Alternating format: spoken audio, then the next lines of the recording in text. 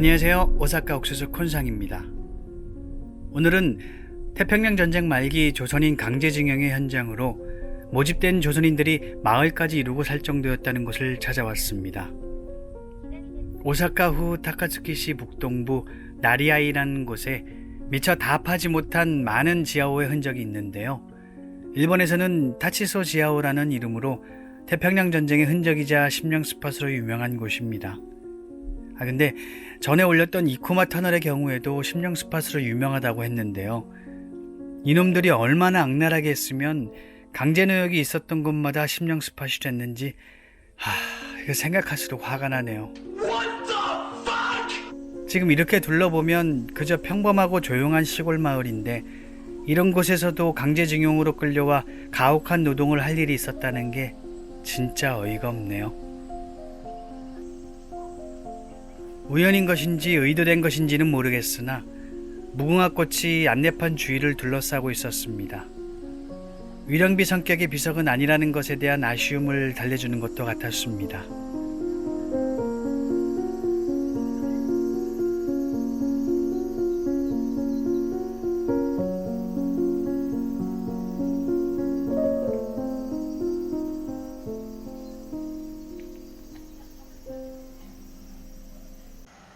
그나마 이 명판은 양심적으로 작성돼 있네요. 제일 위험한 곳에 조선인이 투입됐다고 인정하며 버릇처럼 채용인이 일반 모집인이 하는 단어를 쓰지 않고 강제연행이라는 단어만 사용했다는 것. 3,500명이라는 표면적인 조사 숫자보다 더 많았다고 표현한 것. 또한 더 나아가 아시아 태평양 지역에 큰 피해를 끼쳤다는 것을 스스로 인식하고 반성의 목소리를 새겨 넣었다는 것과 이러한 설명들로 명판의 반을 채우고 있는 모습을 보자니 요전에 저희 사무실 근처 이쿠타마 공원의 방공호 영상에서 애매모호하게 적혀있던 명판의 글귀와 상당히 비교가 되었습니다. 타치소라는 말은 타카츠키 치카 소우코의 앞글자들을 딴 암호명이었다고 합니다. 당시 본토 공습에 대비하여 중부군 사령부를 지하로 이전할 계획을 하고 1944년 11월부터 만들기 시작했는데 1945년 2월에 와서 카와사키 중공업이 만들고 있던 육군 항공기 히에네 엔진 등 항공기 부품 공장으로 사용할 수 있도록 그 목적이 바뀌어 진행되었다고 합니다. 원래 계획대로라면 총 5개 지구로 구성하여 제1, 2, 4지구를 항공기 부품 공장으로 활용하려 했으나 제1지구만 완성됐고 나머지는 공사 도중에 폐망하여 그대로 중단됐다고 하네요. 그렇게 미완성인 채로 남겨진 제2터널군 지구를 지금 찾아가는 중입니다. 이렇게 회사 간판을 보고 위치를 파악할 수 있었어요. 오기 전 일본인들의 블로그나 유튜브를 통해 살펴보긴 했는데 이렇게 산속으로 혼자 들어가는 건 처음이라 살짝 긴장되긴 하네요. 인터넷에서 볼 때는 이렇게까지 좁고 가려져 있는 형태가 아니었는데 이젠 어디가 어딘지 모르게 되어 있어 당황스러웠습니다. 군대 사계 청소를 떠올리게 하는 풀들이었어요. 어찌나 옥시고 즐기던지 자꾸 발밑이 걸려서 앞으로 가는데 생각보다 걸리적거렸네요.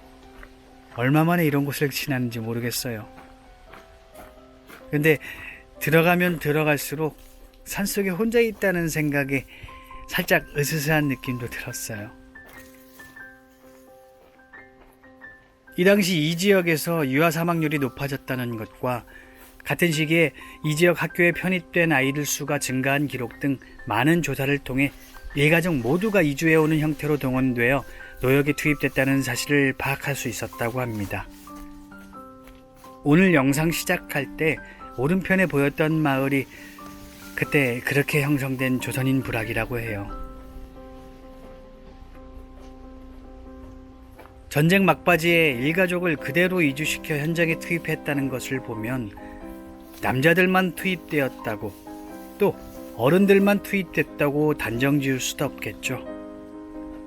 명판에서도 밝혔듯 제일 위험한 곳에 배치되어 매일 12시간 이상의 중노동에 내몰려 많은 사상자가 발생했다고 하는 것을 볼 때 당시 이것도 말할 수 없이 끔찍한 곳이었다고 쉽게 짐작할 수 있을 것 같습니다.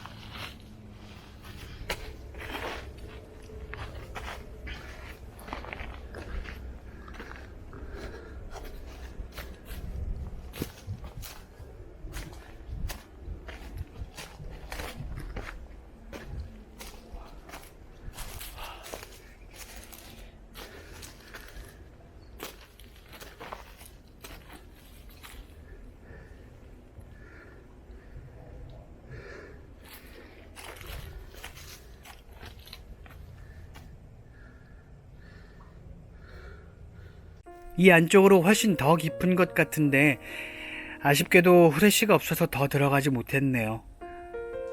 이것을 제대로 답사했던 이들의 자료 사진 등을 보면 이 주위로 상당수의 호가 파져 있고 어떤 것은 이미 안에 시멘트를 사용해 조금씩 모양 잡아가고 있던 것도 있었고요. 그 외에도 상당히 깊고 길게 만들어져 있는 것들이나 성인 남성의 키를 훌쩍 넘는 높이로 깊게 나 있는 것 등이 산재해 있었습니다. 전 다 둘러보지는 못하고 눈앞에 바로 보이는 세 곳만 슬쩍 둘러보았는데요. 솔직히 으스스한 느낌도 있었지만 볼수록 화가 치밀어 올라 욕이 저절로 나오고 정말 참기 힘들었습니다. 먹을 거라도 제대로 줬을까요? 다치기라도 할까봐 조심조심하기를 했을까요?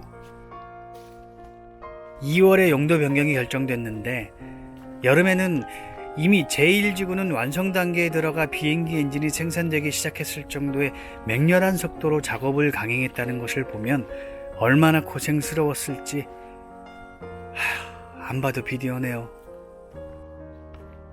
전에 제1교포분들의 인터뷰에서 해방되어 좋은 건 고국으로 돌아갈 수 있다 없다라기보다 나라 없는 외국인이 아니라 나라가 있는 떳떳한 외국인이 될 수 있다는 그 하나만으로도 감개무량했다는 말씀에 가슴 먹먹했던 적이 있었는데요.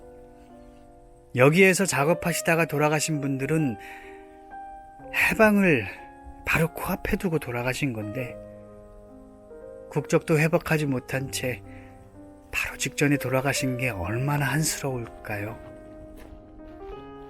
비행장, 탄광, 댐 등의 건설 현장, 그리고 전투의 최일선에 마저도 투입됐던 조선인들이 없었다면 지금 일본이 이만큼 잘 살 수 있었을까요?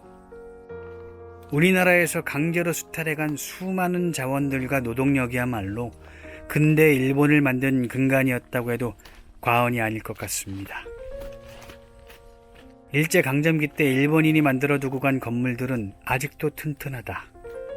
인건비도 안 들고 자재비도 후려쳐서 별 돈도 안 들이고 만드는데 거적대기로 만들었을까요? 그리고 그걸 누가 직접 돌 날라가며 만들었을까요? 지금도 찾아오기 힘든 이런 오지에 널려있는 조선인 강제징용 피해자들의 흔적은 우리가 계속해서 기억하고 전해가며 머릿속에서 잊히지 않도록 해야겠습니다. 역사를 잊은 민족에게는 미래가 없다는 말은 거창한 말이 아닙니다. 나의 지나온 흔적, 우리들의 지나온 흔적, 나라가 지나온 흔적들을 기억하고 전달하라는 말이라 생각합니다. 76년 전 오늘 해방을 불과 열흘 남짓 남겨둔 시점에서 강제노동에 내몰려 있던 분들에게는 얼마나 고생스러운 하루하루셨을까요? 이제 곧 끝납니다. 해방입니다. 일본은 곧 패망합니다. 하고 말씀드리고 싶네요. 당연히 이것만의 일이 아닐 것입니다. 당시 고생하셨던 수많은 분들을 한 번쯤 떠올려 보면 좋겠다 생각해 보며 오늘은 이만 인사드리겠습니다.